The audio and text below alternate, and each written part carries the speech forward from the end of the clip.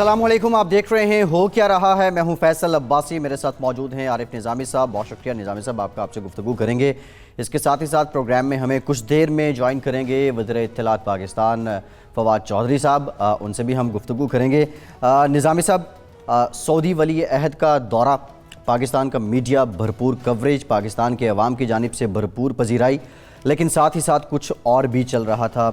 Pulwama attack के बाद भारत का रवैया, कुलभूषण यादव की जो समात हो रही हैं आलमी अदालत इंसाफ में, फिर उसके साथ साथ ईरान पाकिस्तान ताल्लुकात, अफ़गान तालिबान अमन प्रोसेस, ये सब कुछ चल रहा था। लेकिन पाकिस्तान की हुकूमत दौरे को स्पेसिफिकली फोकस किए हुए थे और पाकिस्तान के अवाम ने भी इसका खैर मकदम किया। जी, आज आपने खबर ब्रेक की कि वज़ीर आज़म पाकिस्तान कौम से खिताब करेंगे। उन्होंने खिताब किया, ज़बरदस्त पॉलिसी बयान उनका सामने आया। ये बताइए कि ये खबर मिली कैसे? वैसे तो सोर्स बताते नहीं, लेकिन मेरी सोर्स जो थे वो वज़ीर इत्तलात ख़ुद थे जी, फवाद चौधरी साहब। कल मुशाहिद साहब ने जो उनके जो ट्वीट के बारे में, उनकी जो ट्वीट से जो कंट्रोवर्सी हुई उसका जवाब दिया था, तो राइट ऑफ रिप्लाई इनका भी था। तो मैंने उनको फ़ोन किया था कि आज आप तशरीफ़ लाएँ, तो उन्होंने कहा मैं आपको ख़बर देता हूँ कि, लेकिन ना ये भी अच्छे एक तरीका होता है कि आप जो ये कहते हैं लिफाफा जिसको कहते हैं, जी जी, खबर का लिफाफा भी मिल जाता है कभी कभी है जी। तो उन्होंने मुझे ये बताया और मैंने ये ब्रेक कर दी स्टोरी। अच्छा चलें, और ये चैनल का 92 का एजाज़ था, 92 का एजाज़ था। सबसे पहले हमने ये खबर अपने देखने वालों को दी और ये अब एक 92 का वतीरा भी बन चुका है कि अक्सर खबरें हम पहले दे रहे होते हैं। फवाद चौधरी साहब हमारे साथ मौजूद हैं, ज़रा वज़ीर आज़म के मुतालिक उनसे पहले जान लेते हैं। फवाद चौधरी साहब अस्सलाम वालेकुम। जी अस्सलाम वालेकुम। जी अस्सलाम वालेकुम सर। आप तो बड़े मसरूफ़ हैं आजकल। Very kind. अच्छा ये बताइए कि आज जो मुझे तो आपने बता दिया था पहले कि वो खान साहब ख़ताब करेंगे, लेकिन बड़ा ही जामे और मरबूत और टू द पॉइंट ख़ताब था। तो इसके साथ साथ डिप्लोमेटिक सतह पे हमने अक़वाम मुत्तहिदा के जनरल सेक्रेटरी को ख़त भी लिखा है।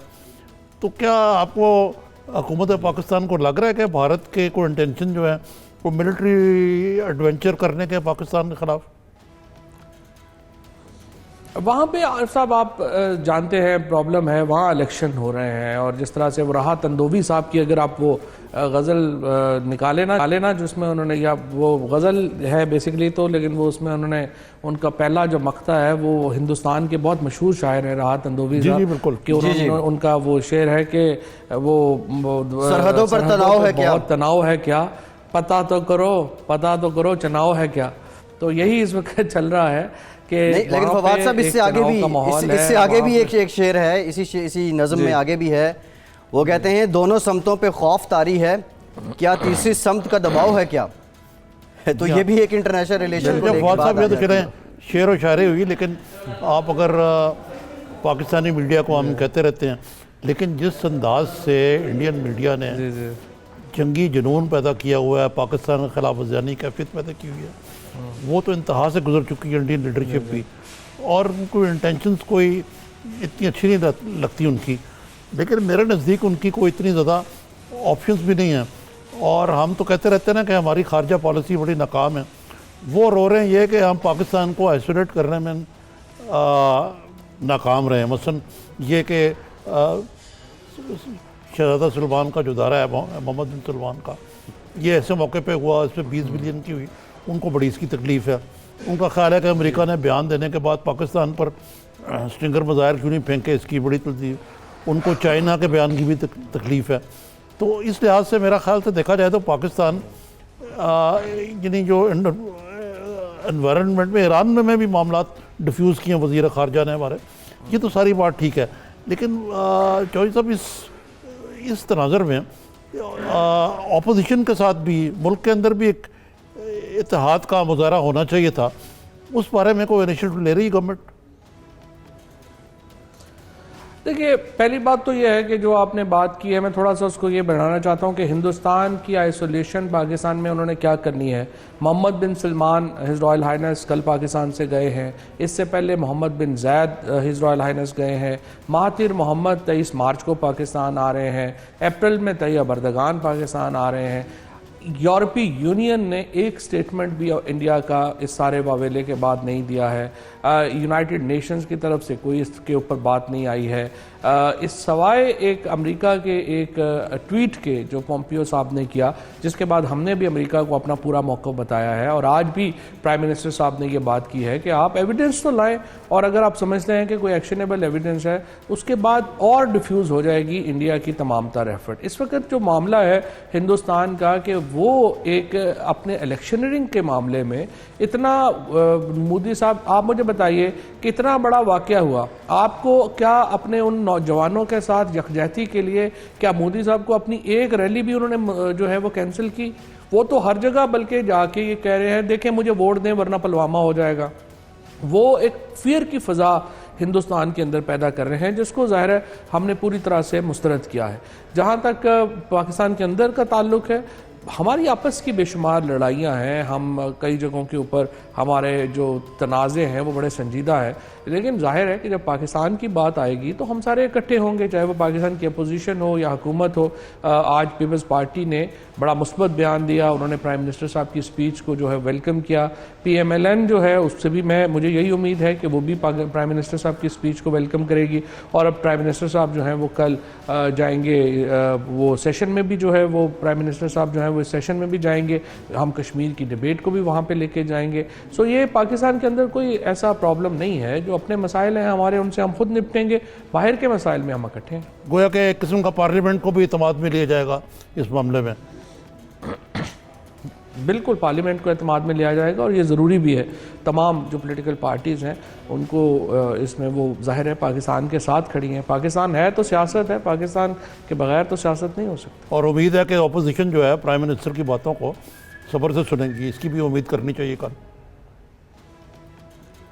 उम्मीद है इंशाल्लाह सुनेंगे, बिल्कुल उनको सुनना भी चाहिए। कुछ बातें हैं जिनको अपनी ज़ात से ऊपर होकर सुननी चाहिए, और अब तो वैसे भी जो है वो ज़मानत वगैरह भी हो गई हुई है, कोई इमीडिएट मसले उनके साथ कुछ उनको रिलैक्स भी हुए हैं, तो सुननी चाहिए।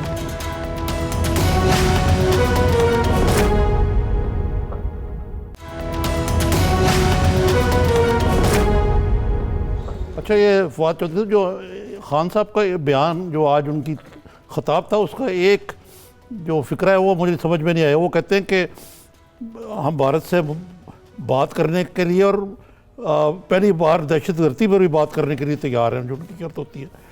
और मैं वाज़ेह कर देना चाहता हूँ कि ये दहशतगर्दी बात करने को तैयार हैं क्योंकि ये पूरे ख़त्े का मसला है।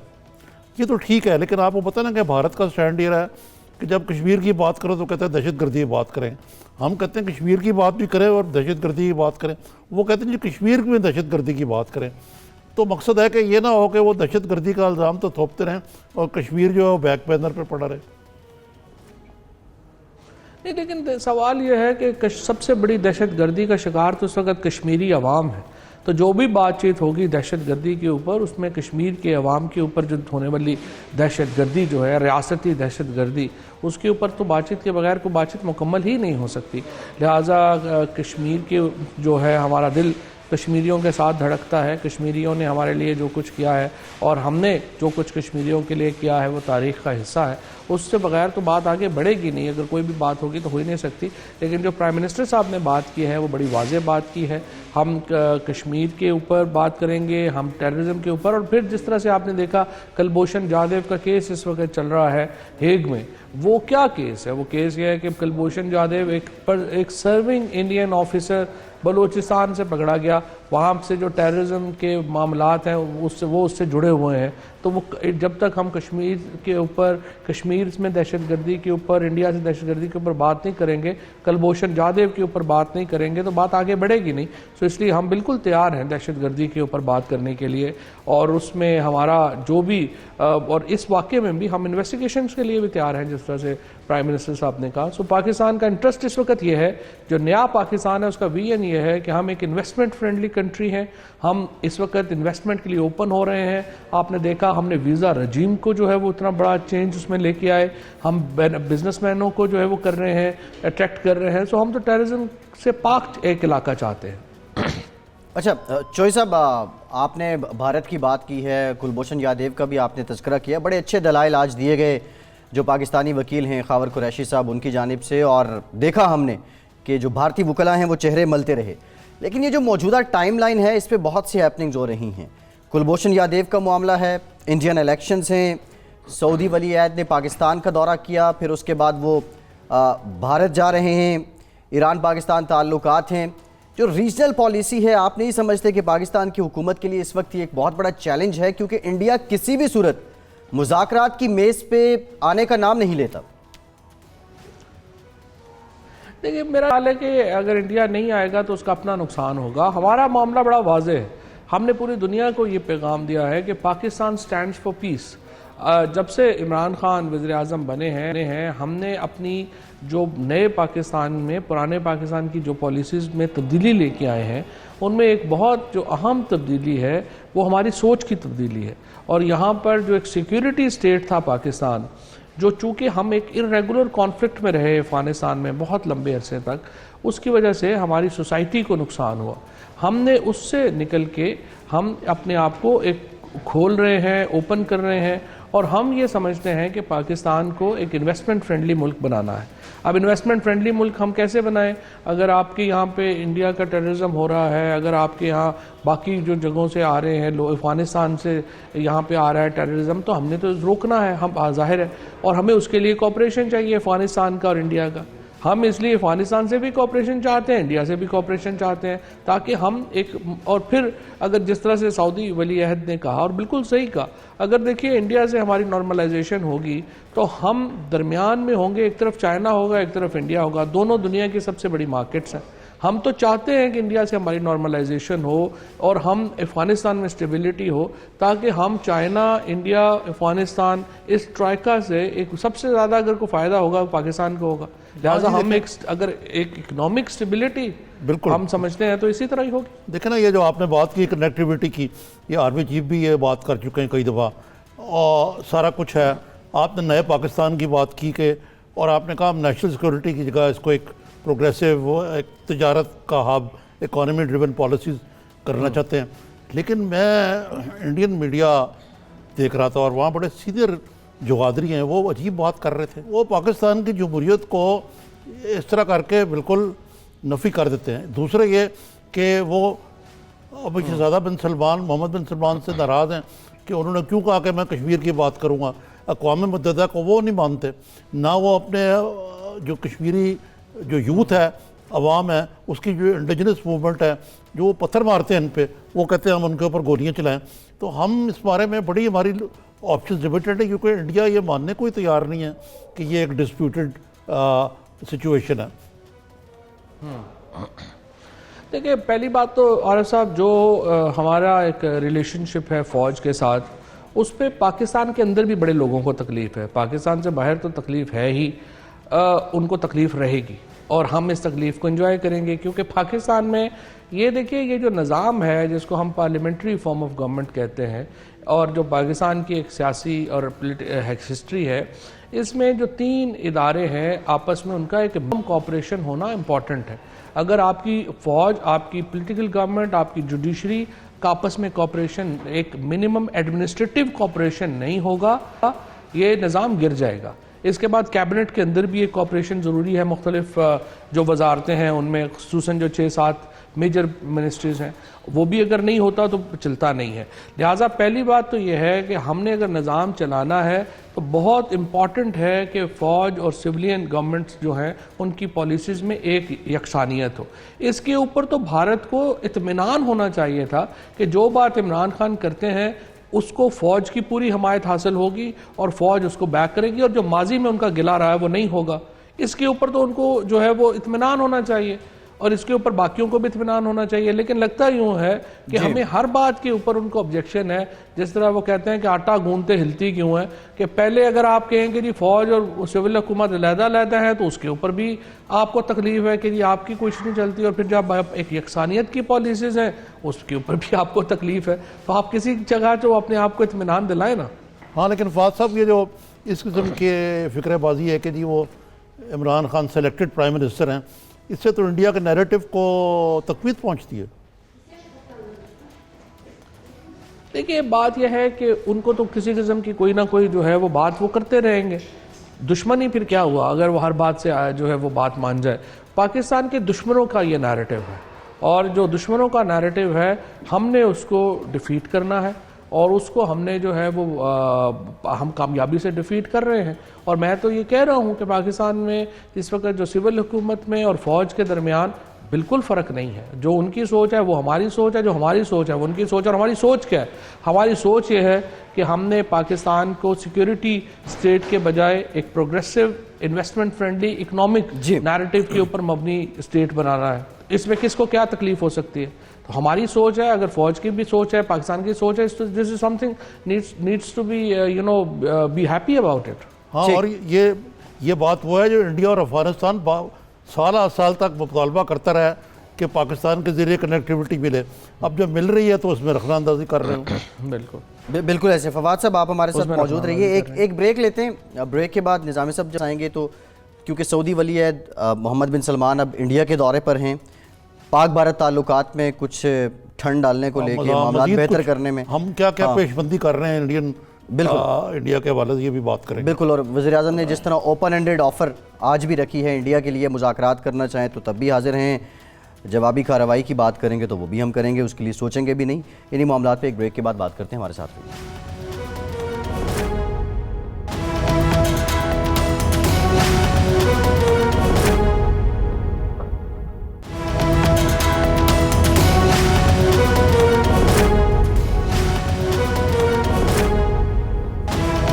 ब्रेक के बाद एक बार फिर से प्रोग्राम में आपको वेलकम करते हैं। फवाद चौधरी साहब हमारे साथ मौजूद हैं। निज़ामी साहब, इससे पहले भी हम देख रहे थे, अभी ब्रेक में भी मैं देख रहा था, इतने मज़ाक़ा खेज़ किस्म के तबसरे और तज्ज़िये जो इंडियन मीडिया है वो कर रहा है। चौधरी साहब, सऊदी वली अहद अब इंडिया के दौरे पर हैं, जो इस वक्त पाकिस्तान और भारत के दरमियान एक कशीदगी है। बज़ाहिर वजह वही है जो हमने माजी में भी देखा कि जब इंतखाबात होते हैं तो ये सिलसिले शुरू हो जाते हैं। लेकिन इन सारे हालात में शहज़ादा मोहम्मद बिन सलमान का किरदार और क्या उनकी बात को इदराक कर सकता है, क्या उनकी बात को मान सकता है भारत? कोई अराउंड मेरा ख्याल $40 बिलियन का पिछले जब गए थे हिंदुस्तान का दौरा हुआ था, मोदी जब गए थे सऊदी अरेबिया, तो उनका एक इकनॉमिक इस वक्त एक स्प्रेड जो था तय हुआ था जो काफ़ी बड़ा है। सो मेरा ये ख्याल है कि जो इस वक्त सऊदी अरेबिया का एक ठीक ठाक हाथ पड़ता है हिंदुस्तान के ऊपर। तो असल तो आपको मालूम है कि अब तो इस दुनिया में पैसा जो है वो बड़ा अहम है, और हिंदुस्तान को भी अगर उनको एक है कि एक जुनूनी इस वक्त गवर्नमेंट तो ज़रूर है वहाँ पे, लेकिन पैसा तो उनको बुरा नहीं लगता, और पैसा जो है वो तो UAE का है और सऊदी अरेबिया का है। अगर ये ममालिक ने भारत से पुल आउट कर लिया तो उनका जो ख्वाब है कि इकनॉमिक ताकत बनने का वो तो बिल्कुल चिकनाचूर हो जाएगा। लिहाजा ये ज़रा मुश्किल है समझना कि इस वक्त हिंदुस्तान इतनी बड़ी जो इकनॉमिक पावर्स हैं उनसे सरफ़े नज़र करेगा, और करेगा भी नहीं। मुझे नहीं लगता कि भारत की इस वक्त इतनी उनकी कि इनको कि हम थर्ड पार्टी मीडिएशन नहीं मानते, हमारा ये अटूट अंग है, लेकिन अंदर से ये उनको ये अपना जंगी जुनून है ये कम करना पड़ेगा, उनको करना पड़ेगा। उसकी वजह यह है कि जितना बड़ा इस वक्त एक डिपेंडेंस है हिंदुस्तान की इस वक्त UAE और सऊदी अरेबिया के पैसे पे, उसको बआसानी नज़रअंदाज नहीं किया जा सकता।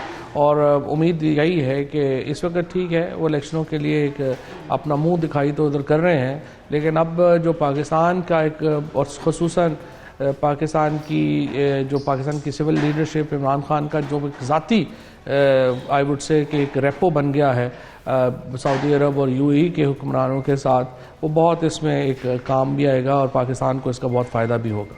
अच्छा फवाद साहब, एक बहुत अहम नेशनल सिक्योरिटी कमेटी की मीटिंग तो पहले होती रही, जो अब होने वाली है, मेरा ख्याल कल हो रही है या अनकरीब होने वाली है? नहीं, अगले हफ्ते इंशाल्लाह। कल है ना जी? अगले हफ्ते इंशाल्लाह। उसके अंदर आया कुछ मेजर्स जो हैं डिसाइड किए जाएंगे how to deal with this Indian aggression, verbal aggression आप कह लें। देखिए ये जो पाकिस्तान और हिंदुस्तान का मामला है ये तो 70 साल से चल रहा है। सो पाकिस्तान की फ़ौज को भी पता है कहाँ कब कैसे डील करना है, और पाकिस्तान को बहैसियत कौम भी पता है कि इनको हमने कैसे डील करना है। सिर्फ फ़र्क यह है कि हम अग्रेशन में नहीं जाना चाहते। अगर पाकिस्तान में इस वक्त अगर हम हिंदुस्तान का एक समझिए कि एक आयोटा भी हमारी तरफ से अग्रेशन नहीं हुई, और आप ये देखिए कि पाकिस्तान की कौम का मिजाज ही इस वक्त अग्रेशन का नहीं है। हमारे लोगों के जो बयान है वो कितने सेंसिबल हैं उनके मुकाबले में। इवन हमारे लोग जो आई वुड से कि जो टीवी के ऊपर बड़े अग्रेसिव होते हैं हिंदुस्तान के बारे में या बड़े, उनके भी बयान जब आप हिंदुस्तान के उन तज्जियाकारों से जिनको आप अभी देख रहे थे आप देखें तो वो आपको कितने वो लगेंगे कि कितने अक्लमंद लोग हैं, कितनी सैनिटी की बात कर रहे हैं। जी, और मैं तो समझता हूँ कि हिंदुस्तान के अंदर जो कुछ लोग जो खड़े हुए हैं, नवजोत सिंह सिद्धू हैं, फिर मैंने अक्षय कुमार का बयान देखा, या जो बाकी लोग जो इस वक्त हैं, उनको आई वुड से कि इतनी लोग वही होते हैं जो मुश्किल में अपने मौक़िफ़ के ऊपर खड़े होते हैं। आसान में तो हर आदमी जो है वो साथ खड़ा हो जाता है, लेकिन मुश्किल वक्त में खड़े होने वाले लोग जो है इज्जत वो लोग कमाते हैं। और मुझे उम्मीद है कि हिंदुस्तान में भी अल्टीमेटली जो रैशनल रखने वाले लोग हैं वो ऊपर आएंगे, और ये जो ऐसे ही हैं ये तो ऐसे निकले हुए लोग हैं, कोई इनकी हैसियत औकात नहीं है। ये आपने बयान दिया कि पहले तो आपने कहा जगह नहीं, फिर आपने कहा ये सारे अंडर कोई ज़मानत पे है, कोई मुजरिम है, कोई मुल्ज़िम है, इसलिए हमने अपोजिशन को नहीं बुलाया। लेकिन कल सेनेट के चेयरमैन के साथ जो शहजादा मोहम्मद बिन सलमान की मुलाकात हुई उसमें राजा ज़फ़रुल्लाह और गालिबन वो मुशाहिदुल्लाह खान साहब थे, और उसकी एक रुदात ये बताई गई कि उसमें कोई मियाँ नवाज शरीफ शहबाज शरीफ साहब का कोई जिक्र हुआ, तो उस पर शहजादा मोहम्मद सलमान ने कहा कि I am very fond of him, लेकिन ये जो एहतसाब है ये पाकिस्तान का अंदरूनी मामला है, इसमें मैं दखल नहीं दे सकता। क्या आप कंफर्म या डिनाई कर सकते हैं इस किस्म की कोई बात हुई है? मैं वैसे मुलाकात में नहीं था, बट ये बड़ा अनलाइकली है। मेरा नहीं ख्याल कि वहाँ पे नवाज शरीफ साहब का या उनका कोई जिक्र भी हुआ हो और कोई उनका मामला जो है वो आया हो, कोई ऐसा मेरा नहीं ख्याल, क्योंकि बाकी लोग भी तो सारे साथ थे। शिबली फराज साहब साथ थे, और अपना कासिम सूरी थे, और बाकी लोग भी, असद कैसर साहब भी, बल्कि हमारे जो स्पीकर साहब हैं वो भी थे। मेरा नहीं ख्याल कोई ऐसी बात है। हाँ, और ये दूसरे अगर आप इनको ले लेते हैं अपोजिशन के कुछ लोगों को बीच में लूप में कोई एकदम किसी उनकी फ़ोटो अपॉर्चुनिटी या रस्मी मुलाकात ही हो जाती, तो ये बेहतर ना होता कि पाकिस्तान एक यूनिफाइड फ्रंट ऐसे मौके पे पेश करता? देखिए बात यह है कि अब मैं इस वक्त चूँकि माहौल ऐसा है, कोई इतनी तलखियाँ बढ़ाना नहीं चाहता, लेकिन कई वजूहत हैं जिनकी वजह से नहीं बुलाया, तो इंशाल्लाह अच्छा फिर देखते हैं बाद में क्या बनता है। नहीं, ये फवाद साहब माहौल कब से बदला है? ये तो कल दौरा जो है वो इख्तिताम पजीर हुआ है, आप आज की बात कर रहे हैं कि आज माहौल ऐसा है। मानते हैं मामलात संगीन हैं, लेकिन आप नहीं समझते जब ये ज़रा इंडिया का चल रहा है मामला, फिर लोग कहेंगे ऐसी बात कर देते हैं, तलखियाँ बढ़ जाती हैं। सो इसलिए फॉर अ चेंज जो है वो ज़रा आप कम करने की कोशिश करते हैं। आप अपने जो अमूमन जो आप बाउंसर मारते हैं ज़रा उनको रोक रहे हैं आप आज। नहीं, वो ठीक कर रहे हैं मेरे ख्याल से, मौजूदा माहौल में डिफ्यूज ही करना चाहिए। नवाज शरीफ साहब की सेहत से मुतालिक भी कुछ जी, ये बताइए कि वो जो डील और ढील की और NRO वगैरह की बातें होती थी, आपको लग रहा है शहबाज शरीफ साहब भी तैयारी पकड़ रहे हैं उनके, माशाल्लाह वो ग्रैंडफादर बन गए दोबारा, बल्कि हमजा के 20 साल के बाद बेटी पैदा हुई है उनका जो बेटा, तो वो उसकी कुछ शायद सर्जरी हुई है, वो लंदन जाना चाह रहे हैं। मियाँ नवाज शरीफ साहब की मंजिल भी एंजियोग्राफी के बाद लंदन लगती है, तो हुकूमत इनको ह्यूमैनिटेरियन ग्राउंड पे दोनों बरादरान को जाने देगी? देखिए मैंने जिस तरह से पहले कहा कि अभी आज ये वक्त नहीं है इस तरह हमें ज़रा बात करने का, लेकिन अकाउंटेबिलिटी से हमारी कमिटमेंट है। अगर अकाउंटेबिलिटी हम नहीं कर पाएंगे तो ये तरीके इंसाफ की जो हुकूमत है उसके ऊपर एक बहुत बड़ा काला धब्बा होगा। और अगर नवाज शरीफ या शहबाज शरीफ और ये बाकी सियासी क़यादत आराम से बाहर चली जाती है और हम मुंह देखते रहेंगे, तो चाहे नैब हो, चाहे आपका बाकी इदारे हों, अदालतें हैं, चाहे वो रिलीज़ करें और चाहे नैब दे, अल्टीमेटली बात जो है वो हुकूमत के ऊपर आनी है। और हुकूमत को और PTI की जो प्राइम मिनिस्टर साहब को और हमें जो हुकूमत को, हमें इस चीज़ का पूरा इदराक भी है, हमें इस पर पूरा कंसर्न भी है। सो हमारी इंशाअल्लाह ताला होते हुए ये ऐसा होगा नहीं, और हम इंशाल्लाह ये जो अकाउंटेबिलिटी है इसको भी अपने मंतकी इंजाम तक पहुंचाएंगे। बात साहब, ये कोई एक दो दफ़ा ये बात आ चुकी है आपके वज़ीर कानून के हवाले से ही, कि फ़रोग़ नसीम के हवाले साहब के हवाले से, कि नैब के कानून को ज़्यादा यानी ट्रांसपेरेंट और लेस आर्बिट्री बनाने के बारे में अपोजिशन से मुज़ाकरात हो रही हैं। और अभी आपने देखा वो खैबर पख्तूनख्वा का एक बड़े दानश्वर फ़िलासफ़र, उनके साथ जो शुरू हुआ, प्राइम मिनिस्टर ने खुद उसका नोटिस लिया। तो आया ये कुछ सीरियस एफर्ट है कि नैब के कानून को ज़्यादा ट्रांसपेरेंट और अक्रॉस द बोर्ड अकाउंटेबिलिटी के काबिल बनाया जाए? ये तकरीबन 7 सेशंस हो चुके हैं इस वक्त फ़रोग़ नसीम साहब में और अपोजिशन में, और हमने यही इसको बनाया था कि एक इसको जो है कैसे ट्रांसपेरेंट किया जाए और कैसे एक ऐसा निज़ाम आए जिसमें लोगों का फेथ हो।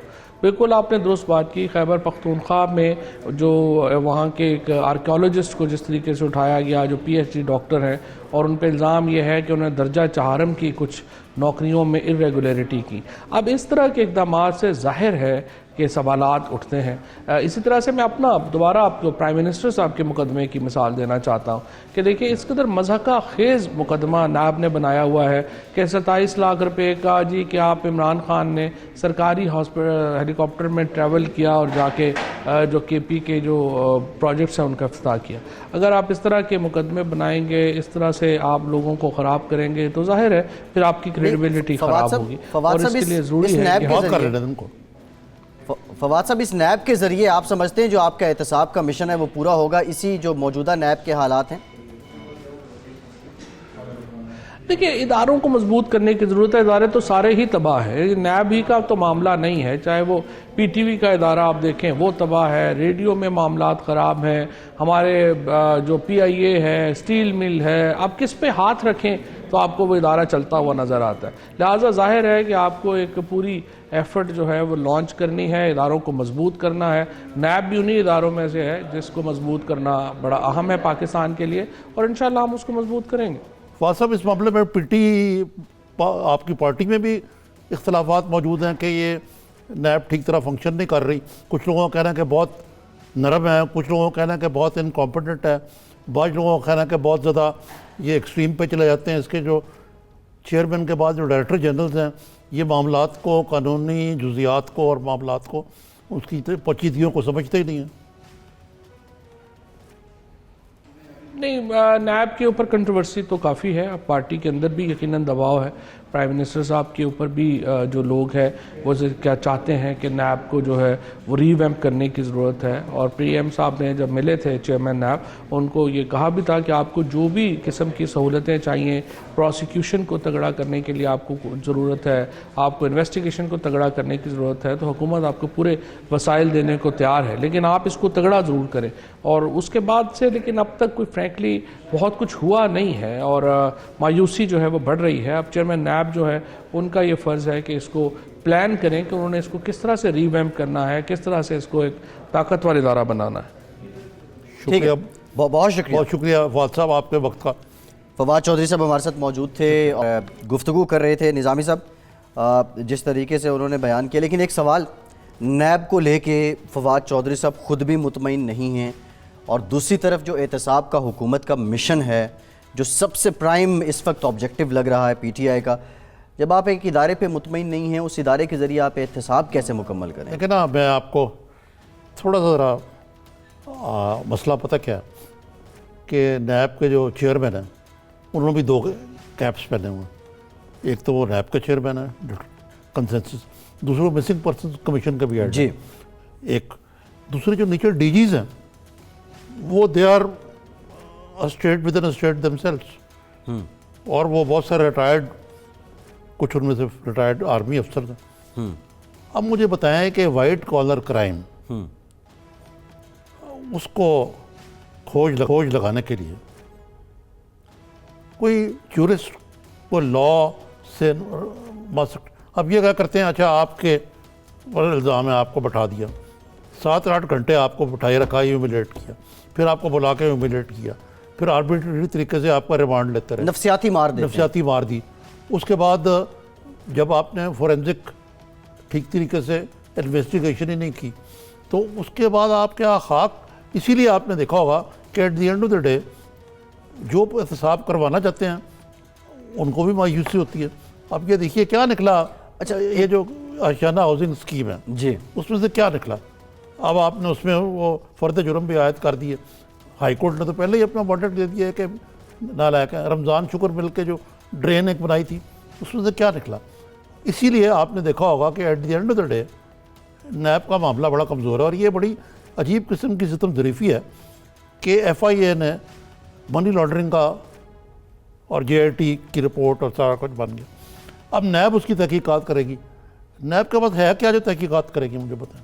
अच्छा निज़ामी साहब, नैब के जो सरबराह हैं, चेयरमैन नैब, जब इनको लगाया जाता है हुकूमत और अपोजिशन आपस में मुशावरत करते हैं, आप नहीं समझते ये पोस्ट, ये ओहदा, इसकी तैनाती ही एक सियासी नवाजिश हो जाती है? नहीं, ये तो नहीं है। अब आपको सामने के ज़रूर में लगाया, कोई मेरा नहीं ख्याल कि वो रोए हाथ बरत रहे हैं किसी, ना पीपल्स पार्टी के साथ ना PMLN के साथ, तो नवाजिश कैसे हुई? ठीक है, लेकिन नवाजिश हो गई है।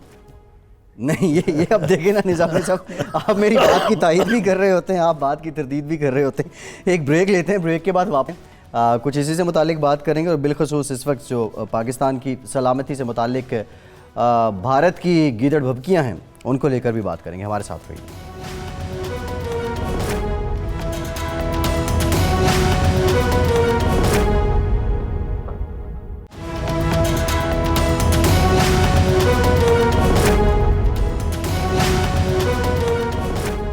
ब्रेक के बाद एक बार फिर से प्रोग्राम में आपको वेलकम करते हैं। कुछ पाक भारत ताल्लुकात की हम बात कर रहे हैं।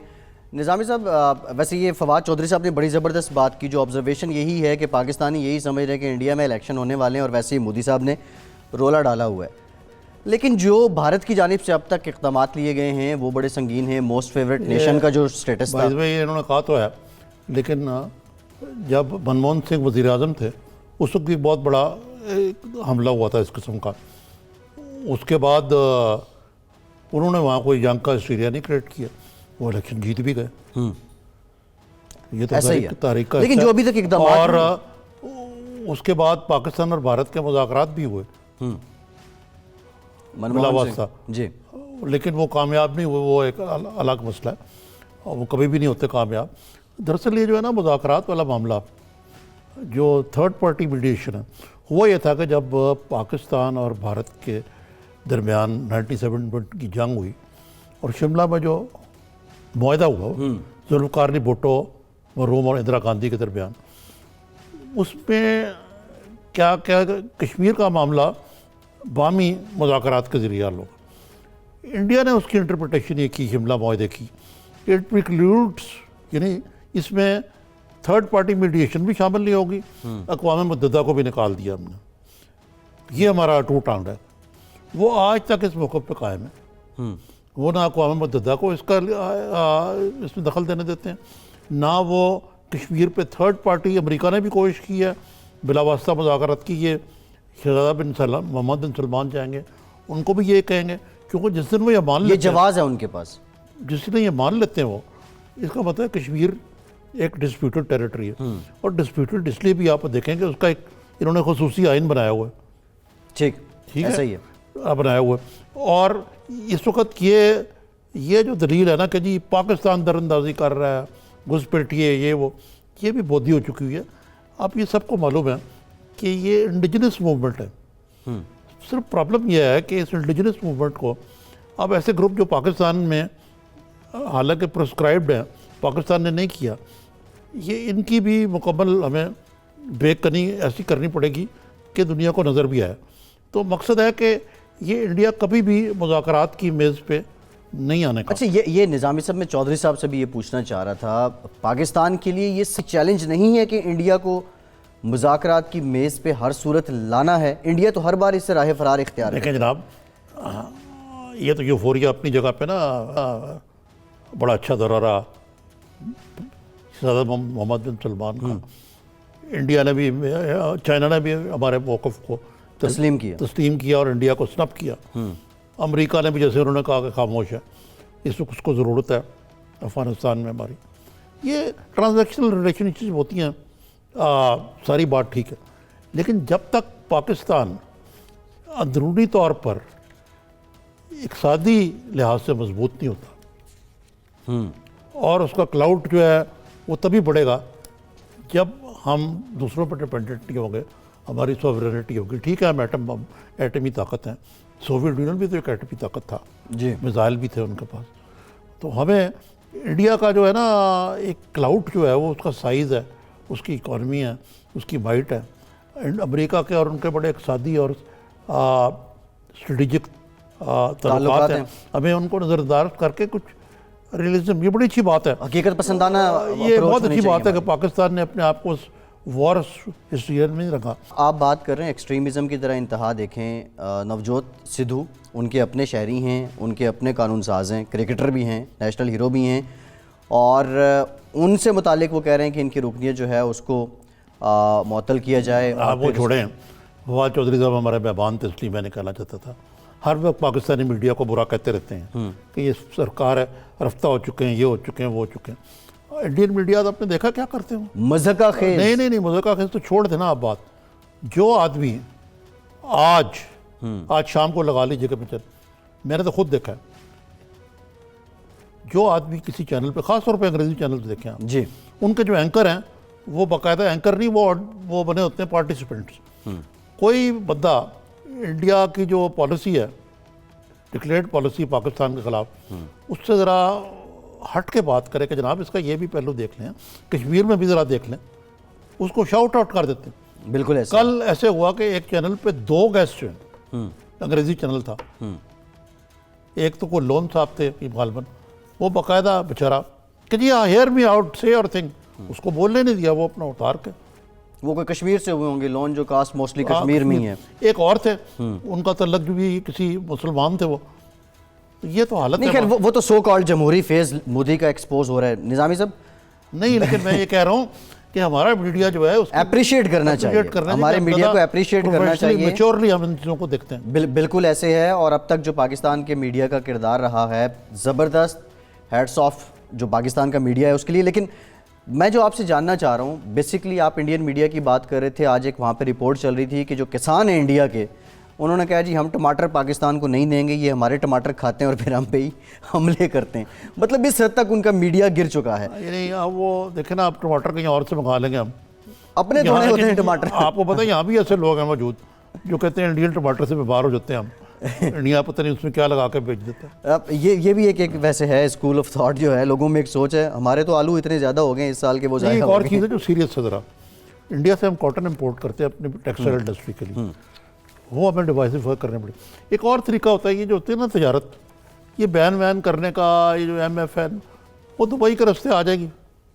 सर 200% रेगुलेटरी ड्यूटी लगा दी है इंडिया ने। आपका जो मोस्ट फेवरेट नेशन स्टेटस था उसको वन साइडेड उन्होंने खत्म कर दिया है, हालांकि बड़ी 2 दिनों में। है, इतना फर्क नहीं पड़ेगा उससे कोई। और जो आप कुछ पाकिस्तान की जी उतनी वो नहीं है वहाँ पे कुछ। अच्छा, कुलभूषण का मामला, खावर कुरैशी साहब ने आज जो दलाइल दिए हैं, और वो सारे जब हम देख रहे थे तो वहाँ पे जो इंडियन ऑफिशियल्स थे वो अपने चेहरे मल रहे थे, एक एक बात को उन्होंने कैटेगोरिकली सामने रख दिया। जी नहीं, बड़ी अच्छी तैयारी थी हमारे केस की, और ये